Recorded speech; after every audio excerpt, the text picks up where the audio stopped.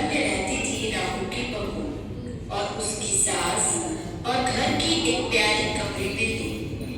अगर कमरी बिल्ली घर में सबसे ज्यादा किसी से प्रेम करती थी तो वो थी रामू की बहू से, और रामू की बहू किसी से घृणा करती थी तो वो थी कमरी बिल्ली से।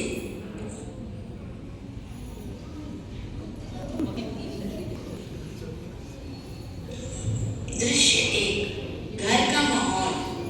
रामू की बहू 2 महीने हुए मायके से प्रथम बार ससुराल आई थी। पति की प्यारी, सास की दुलारी, सुंदर और चंचल 14 बरस की बालिका। कभी भंडार घर खुला है तो कभी भंडार घर में बैठे बैठे सो गई। कबरी बिल्ली को मौका मिला तो वह घी दूध पर जुट गई। बिल्ली मियाऊ मियाऊ, आज तो मजा ही आ गया। आवाज के कारण उठकर बोली, अरे तू फिर आ गई, भाग यहाँ से। बिल्ली के भाग जाने के बाद इस बिल्ली ने तो मुझे परेशान कर दिया है।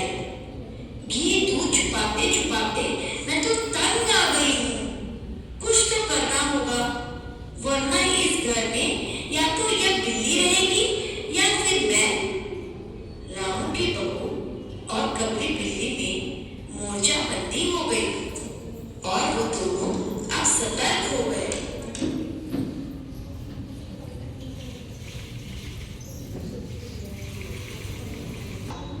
अपने आप से भंडार घर की ओर जाते हुए, आज तो मैं रामू के लिए खीर बनाऊंगी। रामू की बहू ने बहुत प्रेम से रामू के लिए खीर बनाई। उसमें उसने पिस्ता, बादाम, मखाने और तरह तरह के मेवे डाले।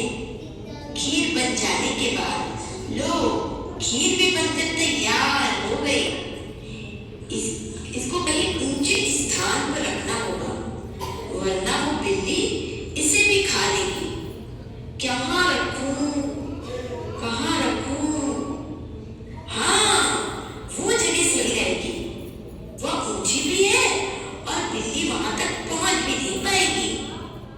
बहू चली जाती है। बहू के जाते ही कबरी भंडार घर में आ गई। मियाऊ मियाऊ, वाह, यह खुशबू कैसी! लगता है रामू की बहू ने कुछ स्वादिष्ट बनाया है। कबरी बिल्ली इधर उधर देखने लगी। तभी उसकी नजर खीर से भरे कटोरे पर गई। कटोरा ऊपर था और इसलिए उसने छलांग मारी।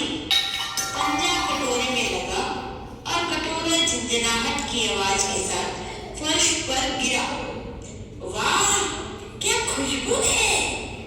माल तो बड़ा अच्छा है। वह खीर पर जुट गई। आवाज सुनते ही रामू की बहू वहां पर आई और उसको देखते ही कबरी वहां से भाग गई। अब रामू की बहू पर खून सवार हो गया था। बहू, अब तो इस बिल्ली को मजा चखाना ही होगा। क्या करूं, क्या करूं? हाँ, रामू की बहू एक कटोरा दूध कमरे के दरवाजे की देहरी पर रख कर चली गई। मौका मिलते ही कबरी दूध पीने लगी। मौका हाथ में आ गया। बहू हाथ में पाटा लेकर लौटी और धीरे धीरे कबरी की तरफ बढ़ने लगी और उसके पास आकर उसने अपना सारा बल लगाकर पाटा कबरी के ऊपर पटक दिया। कबरी हिली न डुली, न चीखी, न चिल्लाई, एकदम उलट गई। बहू, अरे राम, यह मुझसे क्या हो गया?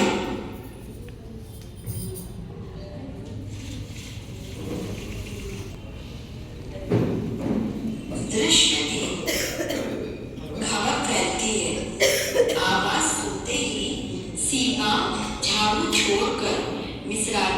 रसोई छोड़कर और सास पूजा छोड़कर घटना स्थल पर उपस्थित हुई। सीमा, अरे राम, बिल्ली तो मर गई माँ जी। बिल्ली की हत्या बहू से हो गई, यह तो बहुत बुरा हुआ। मिसरानी, माँ जी, बिल्ली की हत्या और आदमी की हत्या बराबर है। हम तो रसोई न बनाएंगी जब तक बहू के सर पर हत्या रहेगी। तभी वहां छुन्नू की दादी आई।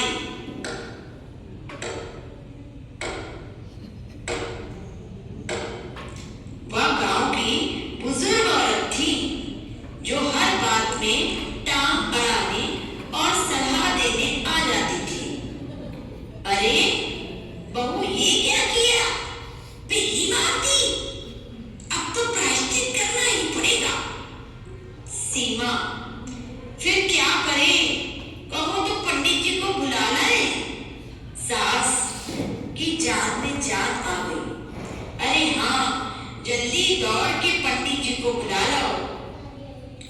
बिल्ली की हत्या की खबर बिजली की तरह पड़ोस में फैल गई। पड़ोस की औरतों का रामू के घर में तांता लग गया। चारों तरफ प्रश्नों की बौछार और रामू की बहू सिर झुकाए बैठी।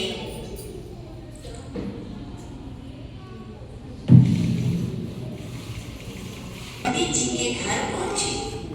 उस समय पंडित जी अपने चेले के साथ पूजा कर रहे थे। सीमा, पंडित जी प्रणाम करते हुए उन्हें सारी बात बताई। पंडित जी, अरे सुनती हो? खुश होते हुए बोले, आज खाना न बनाना। पंडिताई बोली, क्यों, क्या हुआ? अरे लाला घासीराम की पतोहू ने बिल्ली मार डाली है, प्रायश्चित है। भोजन के साथ साथ खूब सारा धन मिलेगा। फिर क्या? पंडित परमसुख अपने चेले के साथ रामू के घर की ओर चल पड़े।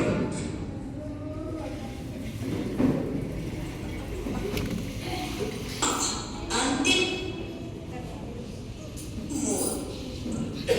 किस्मों की माँ, पंडित जी, बिल्ली की हत्या से कौन सा लाभ मिलता है? हत्या कितने बजे हुई थी? मिसरानी, यही कुछ 7 बजे सुबह। पंडित जी ने पत्रे के पन्ने उल्टे अक्षरों पर उंगलियां चलाई, माथे पर हाथ लगाया और कुछ सोच कर बोला, हे कृष्ण, हे कृष्ण, बड़ा बुरा हुआ। प्रातः में बिल्ली की हत्या घोर कुंभी पाप नरक का विधान है। रामू की माँ, यह तो बहुत बुरा हुआ। सास, तो फिर पंडित जी अब क्या होगा, आप ही बताएं। अरे माँ जी, चिंता की कौन सी बात है? हम पुरोहित किस दिन काम आएंगे? सास, पंडित जी, इसीलिए तो आपको बुलवाया था। अब आगे आप ही बताओ कि क्या किया जाए। परमसुख अपने चेले की तरफ देखते हुए, जरा माँ जी को इसका उपाय तो बताओ। चेला, ज्यादा नहीं, बस 10 मन गेहूं, 1 मन चावल, 1 मन दाल, 5 मन जौ, 5 मन चना, 4 पसेरी घी और मन भर नमक। पंडित जी, और हाँ,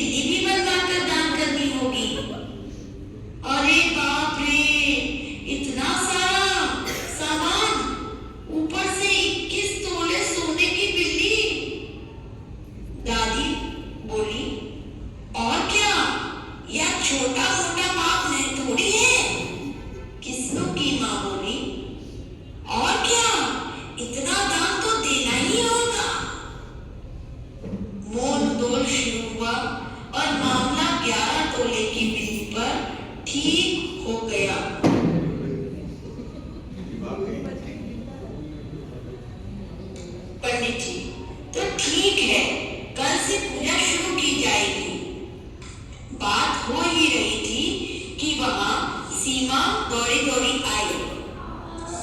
अरे माँ जी, अरे सब लोग सुनो, बिल्ली उठकर भाग गई। सबकी जान में जान आई। परंतु बोले, अरे मेरा भोजन। चेला, मेरा दान अब क्या करें? मिसरानी बोली, पंडित जी, अब तो आप ही प्रायश्चित कर लीजिए। झूठे पाप का बोझ तो आपने सोच ही लिया था।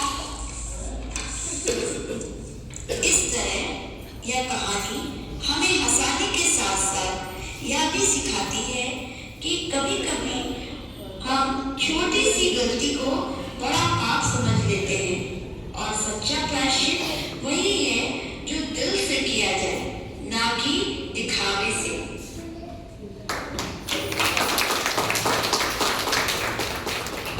आज के समय में कुछ भ्रष्ट और लालची लोग अपने स्वार्थ के कारण हिंदू धर्म और उसकी परंपराओं को बदनाम करते हैं, लेकिन इसका मतलब यह नहीं कि धर्म या उसके सच्चे आचार गलत हैं।